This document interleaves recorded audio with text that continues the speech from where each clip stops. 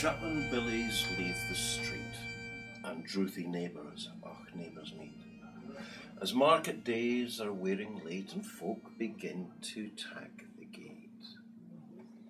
And whilst we sit boozing at the nappy and getting foo and unca happy, we think nae on the long Scots miles, the mosses, the waters, the slaps and stiles that lie between us and our hame. Oh, where sits that sulky, sullen dame? She's gathering her brows like gathering storms, and nursing her wrath to keep it warm. Now this truth found honest Tam O'Shanter as he from Ayr one night did canter. Old Ayr, where ne'er a town surpasses for honest men and bonny lasses. But this truth found honest Tam O'Shanter as he from Ayr one night did canter. Old Ayr, where ne'er a town surpasses for honest men and bonny lasses. O Tam, hadst thou but been sae wise and listened to thy ain wife Kate's advice, she told thee well thou was a skillum, a blithering, blustering, drunken bleelum, that frae November till October, aye market day thou wasna sober. That ilka milder with the miller thou sat as long as thou had silver, and that every horse was cad a shoe on, the smith and thee gat roaring foo on. And even at the Lord's house on a Sunday, thou sat with curtain Jane till Monday, and she prophesied that late or soon thou would be found deep drowned in River Doon, or catch wi' warlocks in the murk by Alloway's old haunted kirk. Gentle dames, it gars me great to think how many counsels sweet, how many lengthened sage advices the husband's frae the wife despises. But to our tale. That night, market night, Tam had got planted, unco right, fast by a fire blazing finely, with reaming swats that drank divinely, and at his elbow suitor Johnny, his ancient, trusty, drunken crony. Tam loved him like a very brother. They had been drunk for weeks together. Well, the night drove on with songs and clatter, and the ale was growing better. And the landlady and Tam grew gracious, with favours secret, sweet and precious. And the suitor told his queerest stories, and the landlord's laugh was ready chorus. But the storm without might rail and rustle.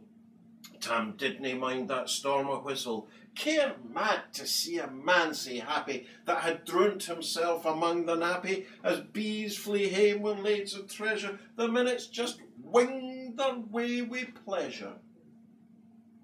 Kings may be blessed, but Tam was glorious, o'er all the ills of life victorious. But pleasures are like poppies spread, you seize the flower and the bloom is shed, or like the snow falls on a river, a moment white, then melts forever, or like the borealis race that flits ere you can point its place, or like the rainbow's lovely form, evanishing amid the storm. And nae man can tether time nor tide, and the hour approaches when Tam must ride. Oh, that hour, the arch, the black, the key stain, the dreary hour he mounts his beastin', and such a night he takes the road in, as ne'er poor sinner was abroad in. The wind blew as 'twad blown its last, the rattling showers rose on the blast, the speedy gleams the darkness swallowed, loud, deep and lang the thunder bellowed. And that night, a child might understand, the devil had business on his hand. But Tam well mounted on his grey mare Meg, a better never lifted leg. Tam skelp on through dub and mire, despising wind and rain and fire, whilst holding fast his good blue bonnet, whilst crooning some old Scots sonnet, whilst glowering round with prudent cares, lest the ghosts and bogles catch him unawares, for the church at Alloway was drawing nigh, where ghosts and hoolits do nightly cry. By this time, Tam was crossed the ford, where in the snow the chaplain snored, and past the birks and meikle stains, where drunken Charlie breaknecks bane, and through the whins and by the cairn, where hunters found the murdered bairn, and near the thorn aboon the well, where Mungo's mother hanged herself. Before him the river Doon pours all its floods, the doubling storm roars through the woods, the lightnings flash from pole to pole, and more near the thunder rolls, when glimmering through the groaning trees, the church at Alloway, it seemed in a blaze. Through ilka bore the beams were glancing, and loud resounded mirth and dancing. Awe-inspiring, old John Barleycorn, what dangers canst thou make us scorn? With beer we'll fear nae evil, with whiskey we'll face the bloody devil. Will these thoughts say reamed in Tammy's noddle? Fair play, he cares nae deals a boddle. But his horse Maggie stood right sair astonished, until by heel and hand admonished. And she ventured forward on the light, and vowed Tam saw on Uncas side warlocks and witches in a dance. Oh, nae cotillion break new from France, but hornpipes, jigs, strathspeys and reels, and that put life and metal in their heels.